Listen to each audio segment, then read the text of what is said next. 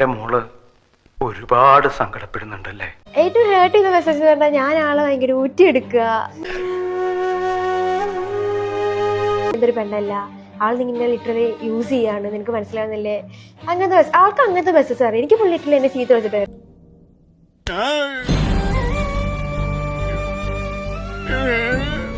നിനക്കൊന്നും നാണല്ലേ ഇങ്ങനെ ഒരാൾക്ക് ആളുടെ ഊറ്റിയെടുത്ത് ജീവിക്കാൻ? ആക്ച്വലി അങ്ങനെ ഞാൻ ഇതുവരെ ക്യാഷ് വൈസോ അങ്ങനെ ഒന്നും ചെലവാക്കിയിട്ടില്ല. ഞങ്ങൾ എപ്പോഴും ബില്ല് സ്പ്ലിറ്റ് ചെയ്തു. ഷാജി അങ്ങനല്ലല്ലോ പറഞ്ഞത്. ഷാജി എന്ത് പറഞ്ഞു? ഫൈനൽ ടെസ്റ്റ് ആണ്, ആളെന്നെ ബില്ല് സ്പ്ലിറ്റ് ചെയ്യാൻ സമ്മതിച്ചില്ല, ബിൽ ടെസ്റ്റും പാസ്സായി. ഇങ്ങനെ ചിലർക്ക് എമൗണ്ട് ഇങ്ങനെ കാൽക്കുലേറ്റ് ചെയ്തിട്ട് എനിക്ക് മെസ്സേജ് അയക്കും, നീ അവനെ കൊണ്ട് ഇത്ര പൈസ ചെലവാക്കിച്ചില്ലേ? അപ്പൊ അതൊക്കെ കാണുമ്പോ നമുക്ക് ഇത്രക്കൊക്കെ ഇങ്ങനെയൊക്കെ ചെയ്യുമ്പോ ഫസ്റ്റ് ഒക്കെ ഒരു വിഷമം തോന്നിയിരുന്നു.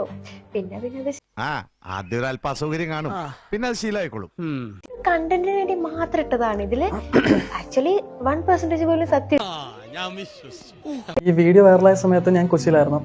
അപ്പം വീട്ടിൽ ഞാൻ പോയപ്പോ ഓഫ് കോഴ്സ് മമ്മിയാണെങ്കിൽ എന്നോട് പറഞ്ഞു, എന്തുകൂടെ കാണിച്ചു വെച്ചേക്കുന്നത്, നാട്ടുകാരിൽ എന്തൊക്കെയാ പറയുന്നതെന്ന് ചോദിച്ചു.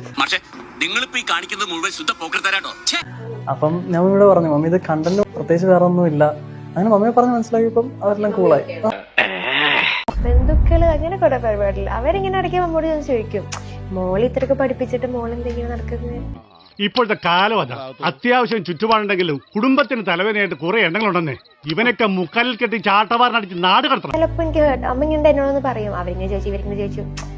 അപ്പൊ ചെറുപ്പം ഇങ്ങനെ ഹേർട്ട് ആവാറുണ്ട്. നേരല്ലേ അവൾ അത് ഇത്ര കഷ്ടായി പോയിട്ടോ. ഓൻ എത്ര വിഷമം ഉണ്ടാവൂലേ? ലേശം മെന്റൽ ഉണ്ടോ എനിക്കിന്ന് സംശയിക്കുന്നവരുണ്ടേ. വെറുതെ എനിക്കൊരു കുഴപ്പമില്ല. കണ്ടറിയണം കോശി, നിനക്കെന്താ സംഭവിക്കാതെ.